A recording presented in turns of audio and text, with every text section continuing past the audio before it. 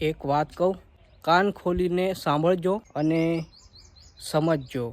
જ્યારે ભગવાન કોઈ પોતાના અતિ પ્રિય ભક્તની પરીક્ષા કરતા હોય ત્યારે તેને અલગ અલગ પરિસ્થિતિઓમાં મૂકી દે છે, તેને દુઃખ પહોંચાડે છે. પણ એવા સમયમાં આપણે એ વ્યક્તિને નિંદા કરીએ, એ વ્યક્તિની વાતો કરીએ, એ વ્યક્તિને દુઃખ પહોંચાડીએ, એનો મતલબ શું થયો કે આપણે ભગવાનના કાર્યમાં આપણે હસ્તક્ષેપ કર્યો. હવે આવું આપણે કરીએ એનું પરિણામ આપણે નથી જાણતા, પણ યાદ રાખજો, ભગવાનના ભક્તને ફક્ત ભગવાન જ દુઃખ આપી શકે છે, ભગવાન જ પરીક્ષા કરી શકે છે.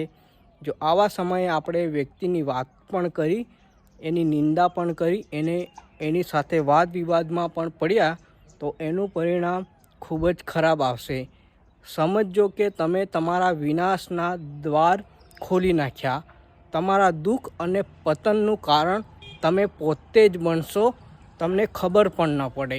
એટલે યાદ રાખજો, કોઈ ભગવાનનો ભક્ત હોય તેની સાથે વાદ વિવાદમાં ક્યારે પડશો નહીં, તેના દિલને દુભાય એવું કાર્ય ક્યારે પણ ન કરશો.